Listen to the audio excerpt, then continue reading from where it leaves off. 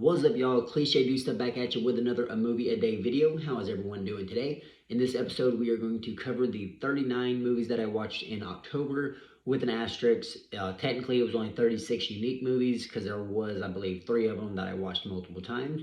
But we're going to just go with 39 with an asterisk. Jumping right into it, I watched Scary Stories to Tell in the Dark, which I've heard mixed reviews about, and it is an anthology movie, which don't really vibe with me a lot. I did watch the VHS movies earlier this year, and some of the shorts were good, some of them weren't, and I feel like that's generally the downfall to anthologies for me. I think they can be good, but there's the chance of the less interesting stories just weighing down the thing as a whole. So having said that, Scary Stories to Tell in the Dark wasn't bad by any means. Only had the one story that I really cared about where dude got turned into the scarecrow. The rest of them were just fine. I don't see myself coming back to this next Halloween, but I'm glad I watched it, kind of got it out of the way. I hate to put it like that, but it wasn't bad, but didn't really do anything too interesting with the concept, in my opinion. Moving on to Hocus Pocus, and I saw it twice.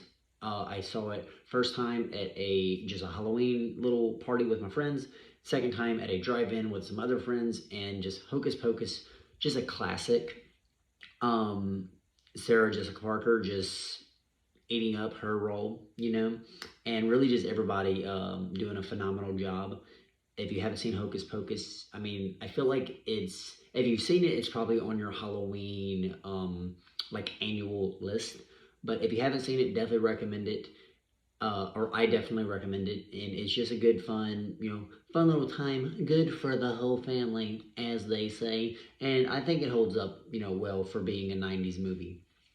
Next up, I finally got around to watching the remake of Suspiria, and I definitely see what people mean when they say it doesn't really feel like a remake. It's more of like a reimagining, is like the description that I've heard, and I think I agree with that. Uh, I mean, stories kind of it's the same. Showing up at the ballet or the dance school, and then just all the witchy stuff happening. But it's a overall like different vibe. I liked it. I think most people prefer the modern one, the 2018, over the original.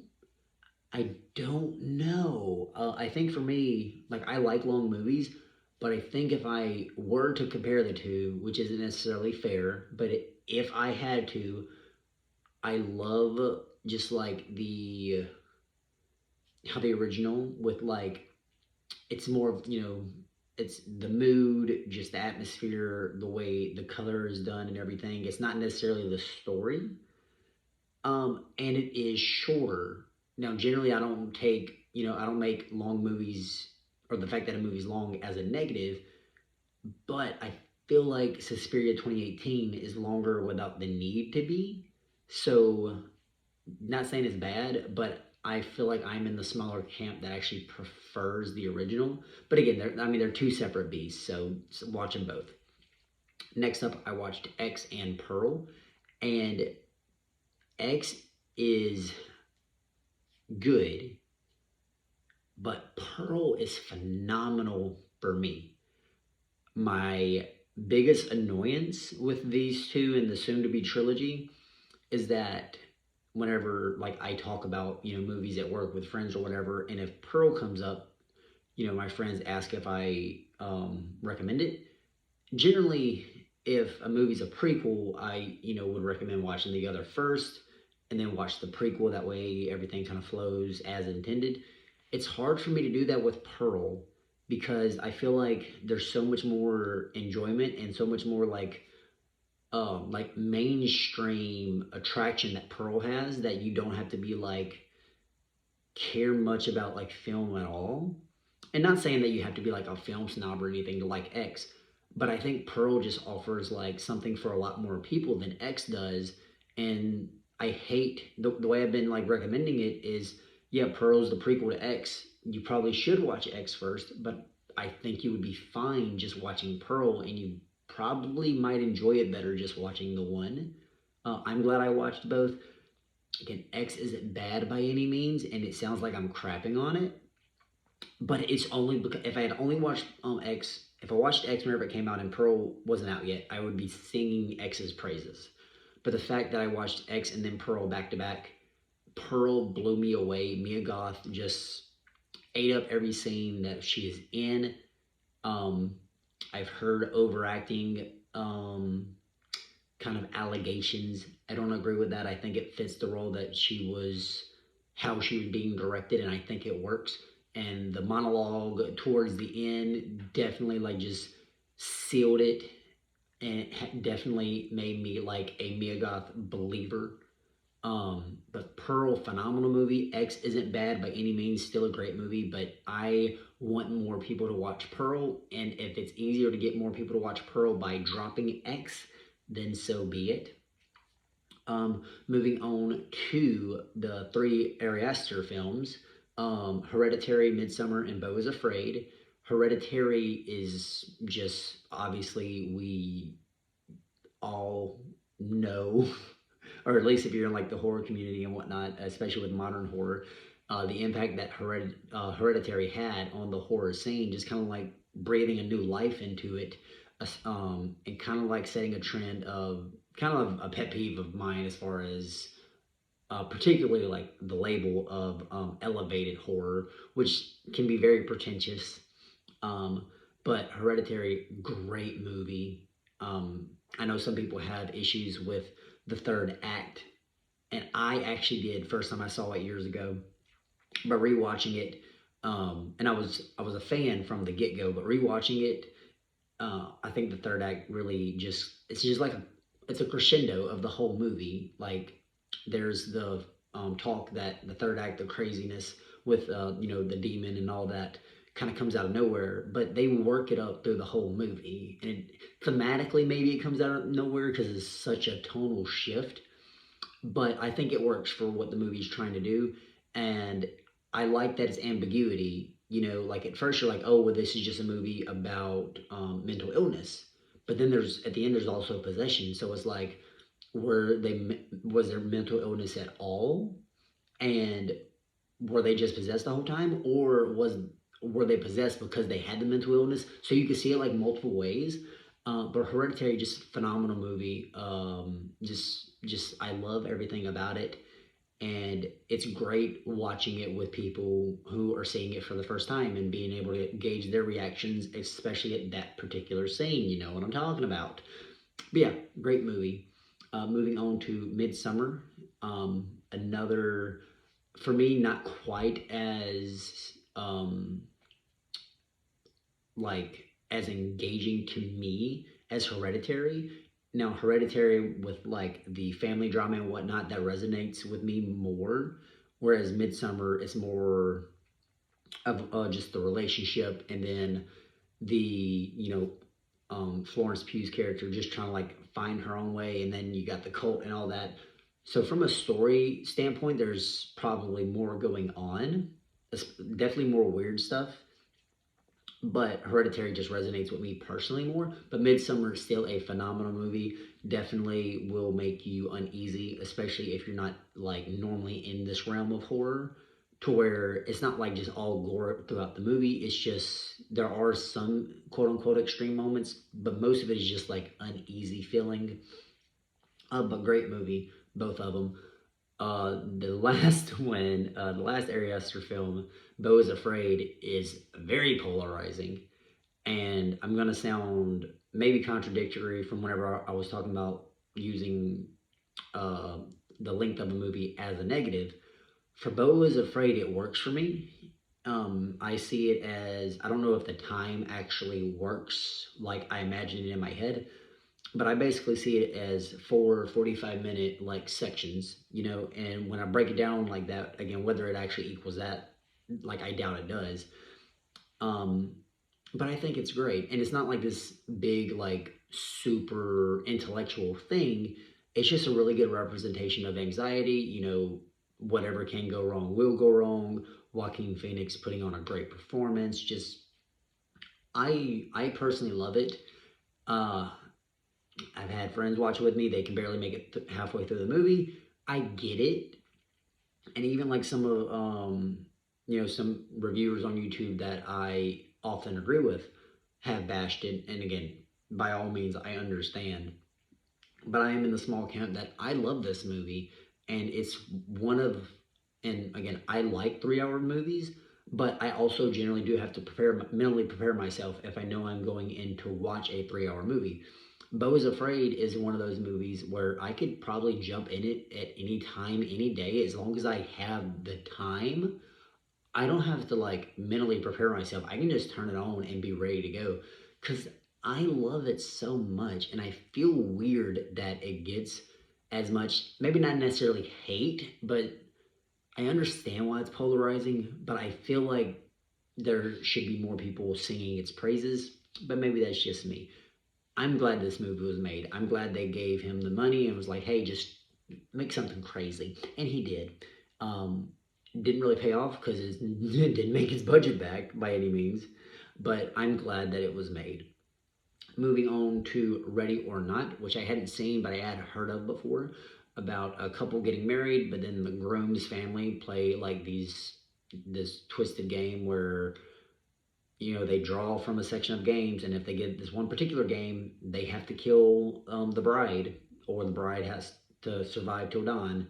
And if she survives till dawn, they all die. So it's lose lose. Either they kill the bride and the groom lost the wife, or she survives and the whole family dies.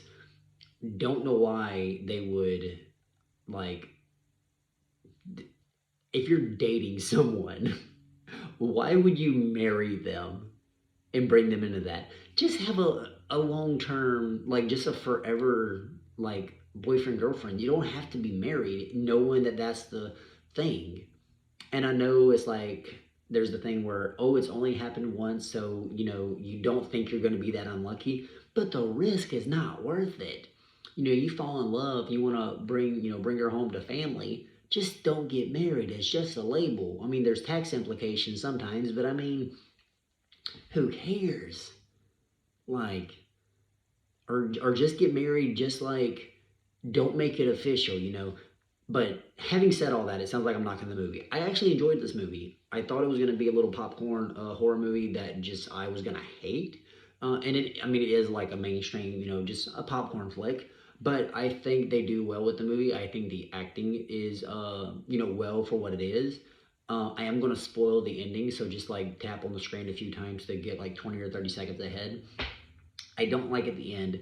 The bride does survive, and they kind of hint at the little curse thing being fake, which I wish they would have done. But then the whole family started blowing up one by one, and then it's just silly because it's like, well, I guess they really didn't have a choice but to kill this woman. Whereas if they didn't blow up, it's like, oh, they're stupid. They spent all this night, people have died, and they didn't even have to. And I feel like that would have been a better commentary on blind faith just causing, issues that didn't need to have happened in the first place. But they didn't go that route. And I guess it makes sense since, again, mainstream type of movie. But it was still fun, and I'm glad I watched it. I finally got around to watching Rosemary's Baby. Of course, Roman Polanski. I don't know the specifics about him. I just know he's a piece of shit. And I may sound uneducated for calling him a piece of shit when I don't know why. But it's one of those things where people that I trust have like mentioned it, and I just haven't dug into it. I probably should have before I started this movie or this video, but I didn't, and that's on me. And now I've outed myself as a fake horror fan.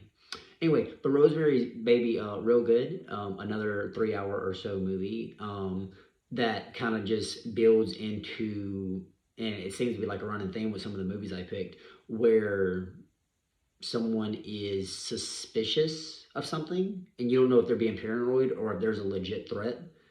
Um, but yeah, it ends up being a legit threat. There's the Antichrist and people trying to sacrifice their baby or get born by the devil and all that fun stuff.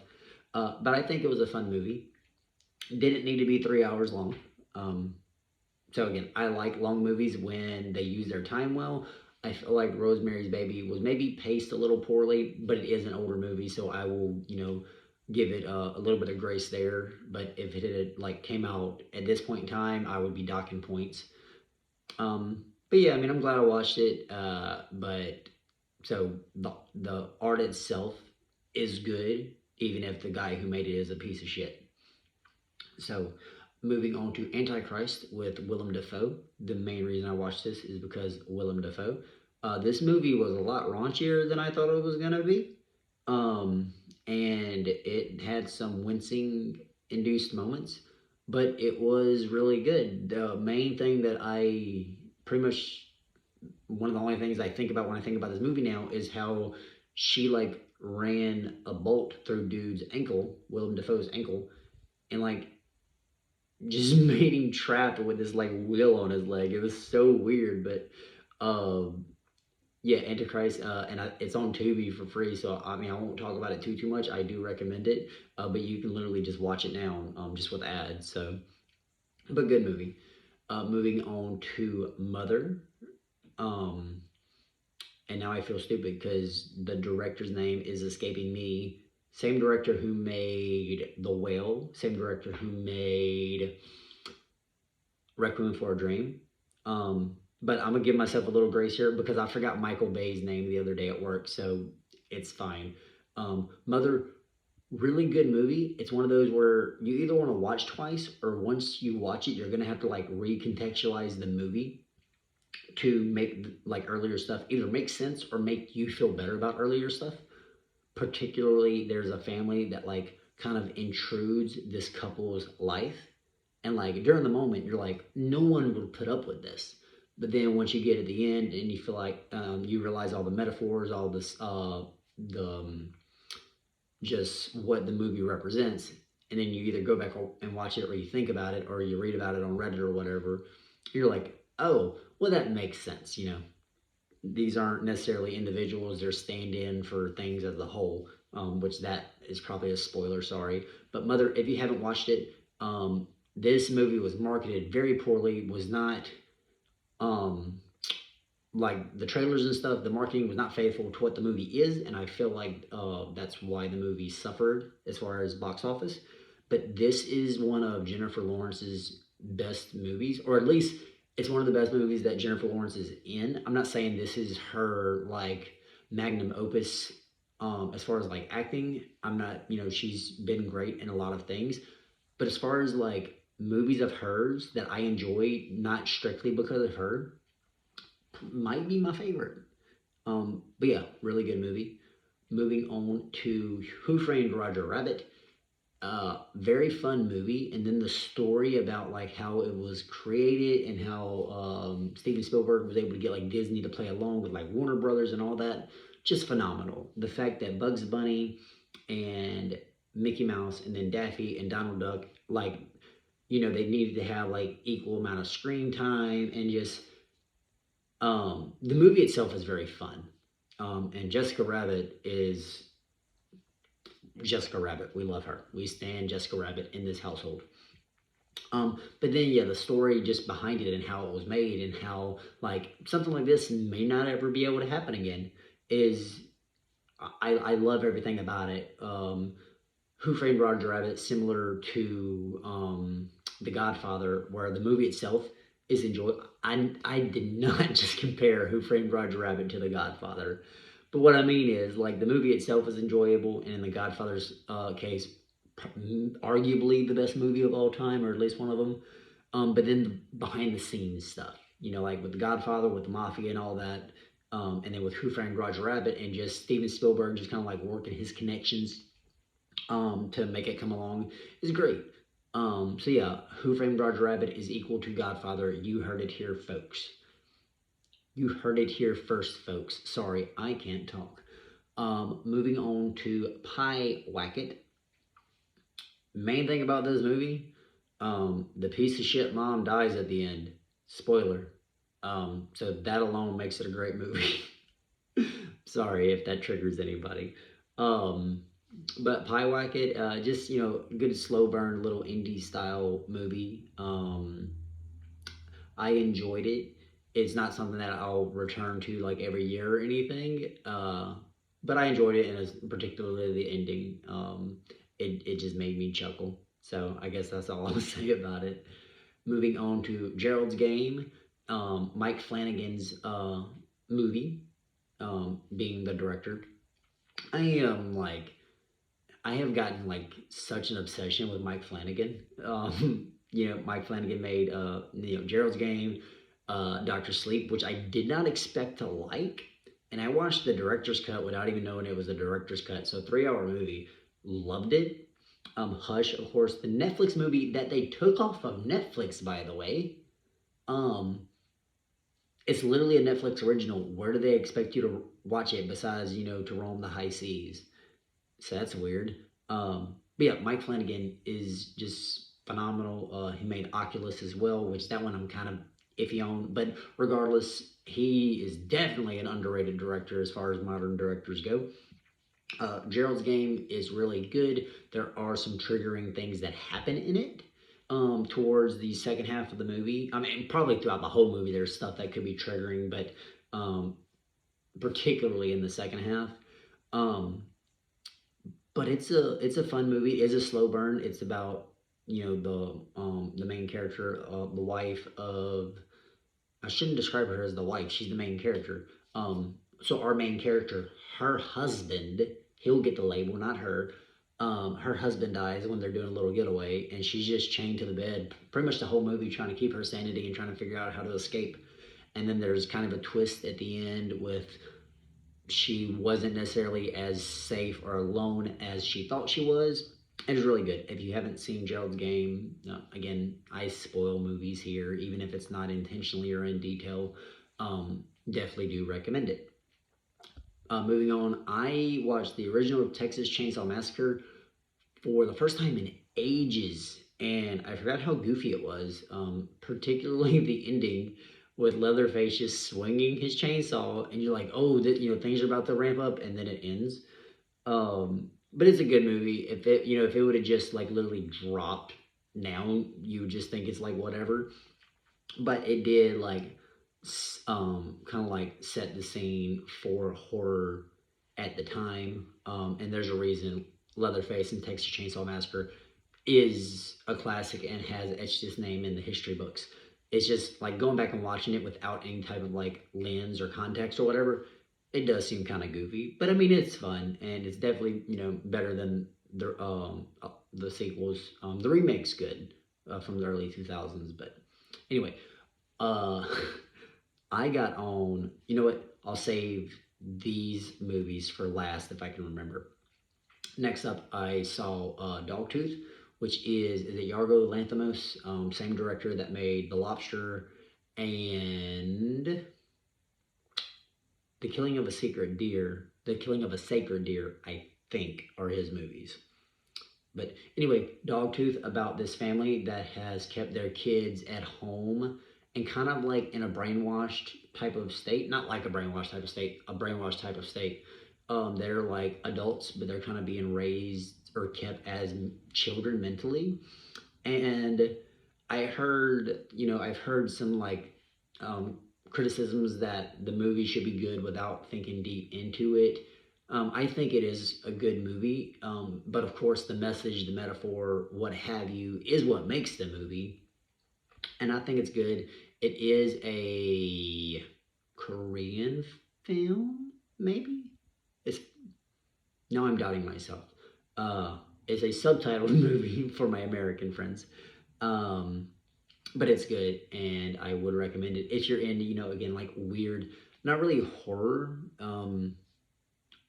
more like a thriller, I guess. Not even really a thriller, just maybe psychological horror. I don't know. I watched it in October for a reason, but I think it's worth watching if you're into kind of like that sort of realm of kind of weirdness. Next up, watched Nightmare Before Christmas twice, as I generally do. First time was with my brother, who actually hadn't seen it. Second time was also with my brother and some other friends at a drive-in, same night that we saw Hocus Pocus. Nightmare Before Christmas, it is a Halloween movie. Fight me. But such a fun movie, and like plot-wise, it's whatever. Some stuff doesn't make sense, and I'm not gonna like use the crutch that it's a kids movie. but it's a fun movie. The song's just so memorable. The character designs and just all the things is it's fun. Jack Skellington just being just the pumpkin king that he is, being the bone daddy that he is. They say that in the movie. It's not like I come up with that. So I can say that. But Nightmare Before Christmas, if you haven't seen it, I will say it's one of those things where it's such in the like pop culture like you know about it from osmosis. So watching it may not necessarily like change your how you'd feel. It's not gonna like blow you away or anything, but it's fun. Um, Kind of like in the same realm of like Ghostbusters. Like you already know like what you're getting, but you know probably watch it just to experience it. You know. And then if you don't want to, that's fine too. I'm not gonna tell you what to do. Moving on to both Terrifier movies, I watched with some friends who hadn't seen them before, and my opinion before getting into the movies this second go around was that Terrifier 1 is better and easier to digest. And personally, that's still my opinion. A lot of people like production wise, Terrifier 2 is better, but it tries to have more of a story with characters I couldn't give a shit about. And I mean, art's still in it, but you spend so much time with these other characters in Terrifier Part 2. It is 2.5 hours long, and this is another one where the runtime really, really, really hurts it. Again, long movies can be like good, but they got to be paced properly, and there has to be a reason. And I know the reason for Terrifier 2 being so long is because they wanted to do character stuff. But there was no need. And even if you want to do character stuff, you didn't have to make the character so fucking annoying to sorry to drop the F bomb, but god dang. I hated all the characters. And then the ones that I hated the most don't even die.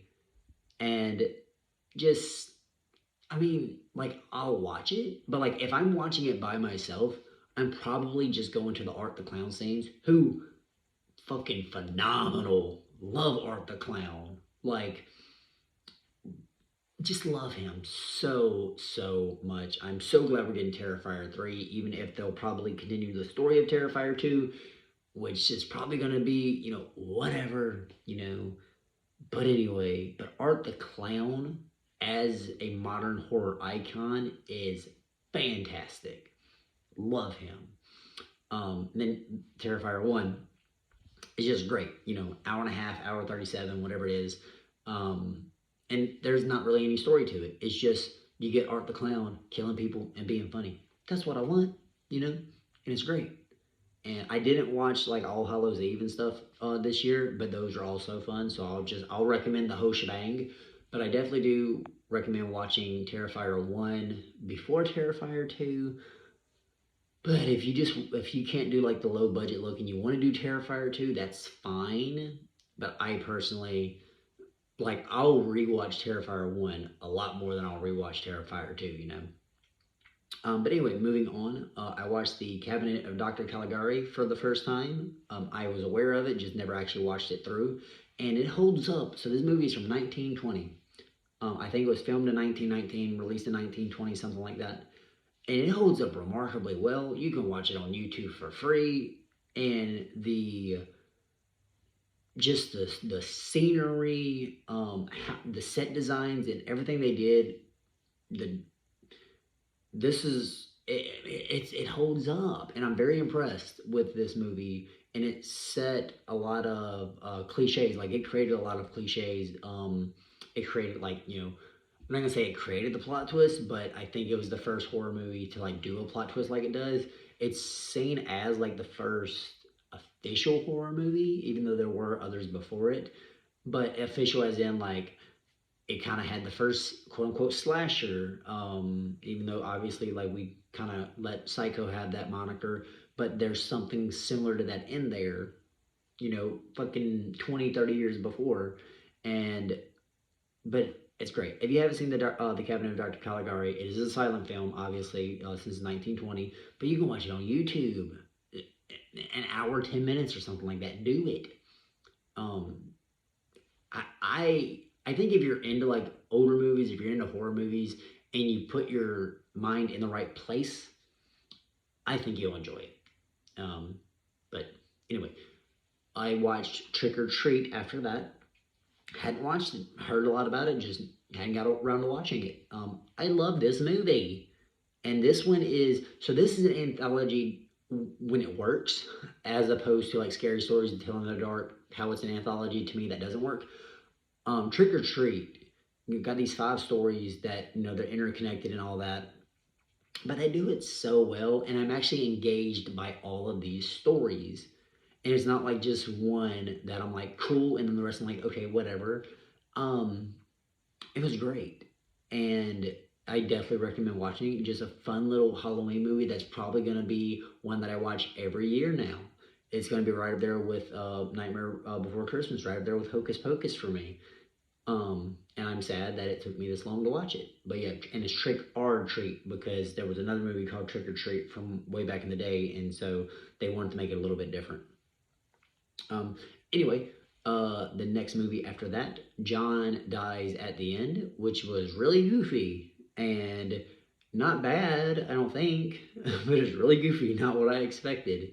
About these guys that, or this guy that takes this drug and gets like these demonic kind of powers or whatever, but it's almost like I mean, obviously it's like a comedy or whatever, but they don't do a lot with it, which is kind of like the point, you know. And then like the low budget stuff does kind of like stand out. This is also based off a book. I'm interested. I don't really read books because I am a simpleton, but I'm interested to read the book to see because I know the book's got to be better because I've heard about the book. And the author, I believe, is on TikTok, if I'm not mistaken, if I'm not getting you mixed up with someone else. And he seems like a genuinely like smart guy, so I kind of want to read the book. And again, the movie's not bad, but it I don't know. Oh, I couldn't read my handwriting. I was like, what is this? So the next movie I watched is just, I don't know if it was a Tubi original or just a low budget movie that Tubi had on there called Plank Face. Just a raunchy low budget movie, kind of goofy. It's not like as bad as something like Muck that I watched earlier in the year. It's not good. I think it doesn't take itself as seriously. I mean, it's serious tone throughout, but I don't know. I think enough things happen to kind of save it from getting into like Muck territory, but I don't recommend it. It literally is just a waste of time, and I hate to say that because you have the people involved that they didn't set out to make like a bad movie or anything, but it's called Plank Face. Like, dude wears bark on his face. So yeah, I mean, what else can I say about it? Let's see, Hocus Pocus. We already talked about that. Five Nights at Freddy's. Maybe I should have saved this for last, but I didn't. I saw that twice this year. I mean, it just came out. So I saw it once by myself, then once with some friends. I'm someone who's never played the Five Nights at Freddy's games, but I've heard about, like, I've watched lore videos on YouTube, right? So I kind of knew what I was getting into. Main reason I watched it is because Matthew Lillard, we also stand Matthew Lillard in this household and love him. He's not in the movie a ton, which I mean, expected, but the movie works for me. I saw it with some friends who, like, none of us had. Well, I think they may have played it actually. Now that I'm remembering, but they didn't really care about it. But I liked it. Of course, all the dream sequences, which apparently are nothing like the game, that we do spend a good chunk there. And there's not a whole lot of like gore and stuff that people were wanting. Willy's Wonderland with Nicolas Cage may be a better Five Nights at Freddy's for Five Nights at Freddy's fans. But I like this movie as, again, someone who hasn't played the games. And I'm sure we're getting like sequels and stuff like that, but I liked it. Moving up to Eraserhead, an old black and white movie, just a weird movie. It's one of those where you watch it at face value, like you don't know what's happening, and you just watch it and just go on like an acid trip, and then just look it up afterwards and try to figure out what it means. But Eraserhead, I mean, I enjoyed it. It's a good, weird little movie. And Bo Burnham has a line in a song that says, "My dick looks like the baby from Eraserhead." And I knew it was a reference to this movie, but I wasn't 100% sure if I, like, you know, understood or like misheard him or whatever. But then almost as soon as the movie starts, I'm like, oh, that's what he's talking about. So that's probably like the biggest enjoyment I got out of the movie is that I know the reference now. But it's still a fun movie, not a mainstream movie by any means. If you haven't seen it at this point, you probably aren't gonna like just watch it because I say watch it. But I would recommend it just for the absurdity of it. Okay, the last 10 movies I'm gonna talk about. Can y'all guess what they are? I'll wait. It's 10 movies, obviously, in a franchise. It's not Fast and Furious because these are Halloween. Motherfucking Saw. Um, I think the first Saw movie is a genuinely good movie. I mean, it's not like, some mind blowing, whatever, but I think it's a good movie. It gets a lot of hate from people who've never seen it by calling it torture porn and everything else, which, the sequels do kind of like lean into. But the original Saw, I think, is actually a good, psychological type of movie. That even like going back and rewatching, the only like negative is some of the acting. But I mean, it's they came from Australia to America to like make this movie. I'm going to give them some grace. They traveled. It started off as a short, and this thing just snowballed into this leviathan of a franchise. So I can go back and watch it, and I can excuse some bad acting, especially with you know think what it ended up turning into, which some people would say it should have stopped at the one, but I love Saw. I love this franchise. I won't even call it a guilty pleasure because I don't even feel guilty for liking it. Are they good movies? No, but that's okay. The first Saw, great. Second Saw, great. Third Saw, fucking slow ass motherfucking Jeff, as the kill count calls him. Um, and they try to get. I said, okay, here I'm gonna get a coherent sentence here. Okay, action. What I like about Saul, and it's not unique to Saul, but so you have like multiple plot lines going on, right? You have like the main thing that like people are there to see, that even if they haven't seen the other Saw movies, they know if like say Saw 6 drops, they're gonna go and watch people get killed in Saw traps. So you have that part of it, but then you have these like interwoven like plot lines from 6, 7, 8 movies ago, which it's very convoluted. I love it. Does it make sense? No. Do things contradict each other? Yes. But it's so fun to me. Um, and it's great. Like, and I love like how the timelines, like it's not in order. Of course, like Fast and Furious did that just to bring them up again with Tokyo Drift or whatever. But like, so Saw 10 takes place before, no, after Saw 2, right? I'm pretty sure I'm getting that timeline order correct. Or maybe before. Maybe it's in between 1 and 2. I can't remember just off the top of my head. Um, but the whole Saw franchise is just, it's so fun. The only ones that I personally have a problem with, again, just going off of just very fast memory, some of these do kind of like muddle into each other. So you have like the first three it was going to stop at, but then it was making money. So they did the next ones and whatnot. So like 4 and 5, I get like scenes and stuff mixed up from those two. But so Saw 1 and 2, so Saw 1's, great. Should I do a quick rundown rank? No, I'll just embarrass myself. But Saw 1, good movie. Saw 10, good movie. That just came out and I wasn't expecting it to be. Saw 2, good movie. Saw 3, slow ass motherfucking Jeff does he kind of weighs on me a little bit. I'm not gonna lie. Like, he annoys the fire out of me in that movie. Saw 4. Now this is where I'm gonna get my details mixed up. Um, ah, I don't feel like Saw 4 and 5 are bad, but they're not really so Saw 4, it ends kind of like in the same way Saw 3 ends, like they were going on at the same time. And so Saw 5, oh, I'm so mad that I'm getting things mixed up, but it's fine. Saw 6 is genuinely good. They try to do some commentary on some healthcare stuff that doesn't really land. But I do think it was genuinely good. Saw 7, garbage. It was supposed to be the final chapter. They tried to do a 3D thing. It was very misogynistic. I'm pretty sure that's the one where Chester makes a cameo and dies from Linkin Park. That's not necessarily a detriment to the movie. But if I didn't get that mixed up with another Saw movie, that does just make it one more reason I don't want to like watch it. Then you got Jigsaw and Spiral.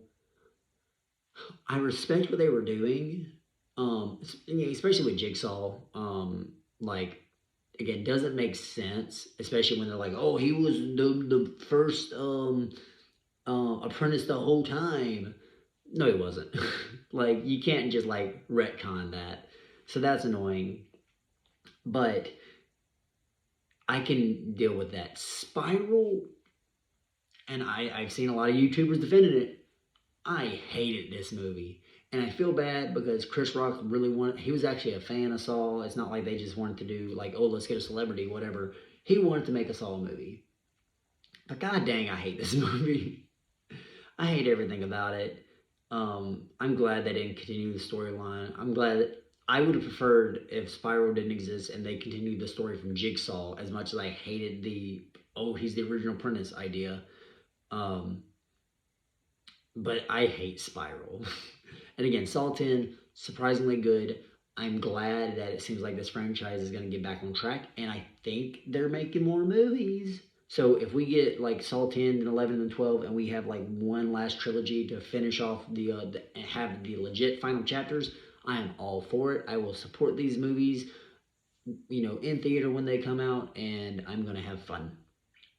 So yeah, Saw, one of my favorite horror franchises. It's right up there with Scream for me.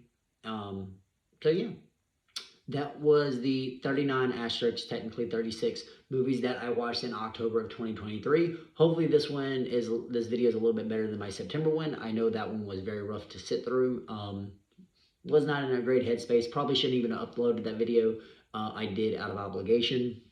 This one, I actually had fun talking about these movies. I had fun watching these movies in October. So I hope y'all enjoyed. Let me know any movies y'all recommend. We are getting close to the end of the year, and I have slacked on how many movies I'm watching, so it's actually going to be kind of nerve-wracking to get to 420 movies, but we are going to make it happen. Thank y'all for coming along on the ride. As always, if you have any requests, recommendations, suggestions, or questions, feel free to leave them in the comments below. I hope everyone has a fantastic day, and I will see y'all later. Kachiga.